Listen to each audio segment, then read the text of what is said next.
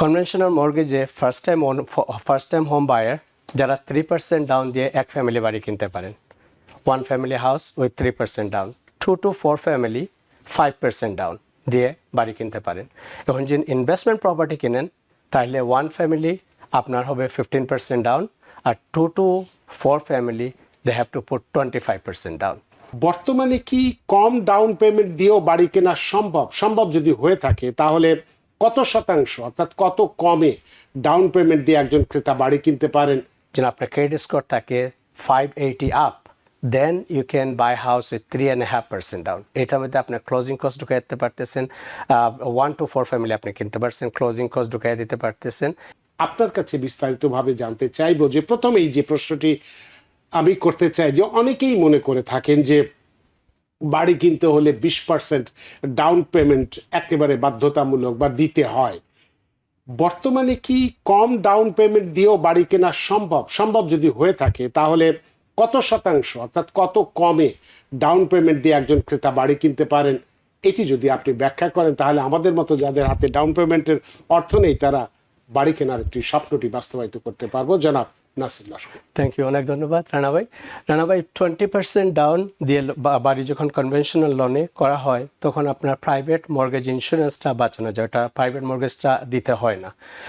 Conventional মর্গেজে first time home buyer যারা 3% down দিয়ে এক ফ্যামিলি বাড়ি কিনতে পারেন, 1 family house with 3% down, 2 to 4 family 5% down দিয়ে বাড়ি কিনতে পারেন।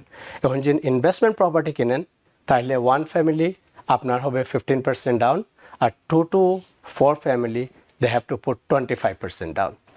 এই জন্য আপনার ইনকাম থাকতে হবে, কনভেনশনাল লোনে ইনকাম থাকতে হবে। এখন যদি 3% লেস দেন 20% আপনি ডাউন দিয়ে থাকেন তখন আপনার একটা পিএমআই লাগবে, প্রাইভেট মর্গেজ ইন্স্যুরেন্স।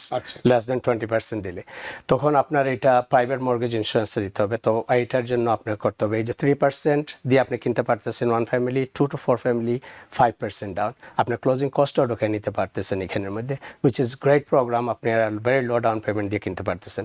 তারপরে আপনার এফএইচএ প্রোগ্রাম আছে যেটা হচ্ছে ফেডারেল হাউজিং অ্যাডমিনিস্ট্রেশন প্রোগ্রাম, যেটাকে ফেডারেল গভর্নমেন্টে ইনশিওর করে।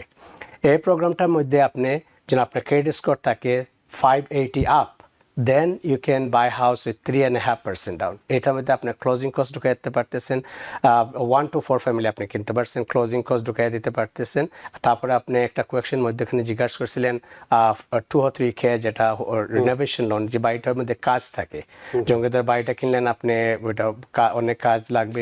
সে প্রশ্নটা আপনার কাছে করব যে অনেকেই বাড়ি কেনার হয়তো ডাউন পেমেন্ট বা সবকিছু মিলে চিন্তা করছে যে আমার হাতে যেটুকুন আছে এটাতে বাড়ি কিনতে পারবো, কিন্তু বাড়ি দেখার পরে তার কাছে মনে হলো যে এটা তো কেনার পরে ডাউন পেমেন্ট যাই দেই না কেন, দেওয়ার পরে অনেক মেরামতের দরকার পড়বে বা প্রয়োজন হবে, যেমন ছাদের পরিবর্তন হতে পারে, রান্নাঘরের সংস্কার হতে পারে, বৈদ্যুতিক কাজের হতে পারে, বা নিচের যেগুলো কুলিং টুলিং যা আছে এগুলোর ব্যাপারে হতে পারে।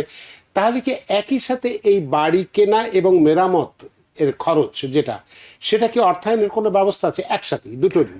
এটা আমি অনেক এরকম লোন করে থাকি, যেটা হোম এফএইচএ লোন, যেটার মধ্যে আপনার ফার্স্ট মর্গেজ যেটা হবে আপনার লোন হবে, প্লাস আপনার বাড়ির যেটা কাজের জন্য লাগবে কনস্ট্রাকশন লোন যেটা, ওইটা আমি ওটার সাথে অ্যাড করে দিই। তো এটা but you have to have ইনকামে কভার করতে হবে আপনার এটাকে।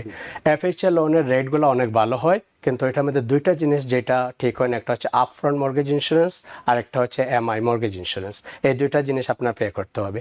Beside that rate is much better then conventional loan, and conventional loan এটার মধ্যে আর কি ডিফারেন্টটা থাকবে, কিন্তু কনভেনশনালও আপনি 3% দিয়ে কিনতে পারতেছেন 1 family, and 2 to 4 family 5% down দিয়ে। এফএইচএ লোন 1 to 4 ফ্যামিলি আপনি 3.5% ডাউন দিয়ে কিনতে পারতেছেন। যেন আপনার ক্রেডিট স্কোর 580 উপরে হয়, এবং যদি 580 নিচে হয় তাহলে আপনি 10% ডাউন দিতে হবে এটার মধ্যে। আচ্ছা।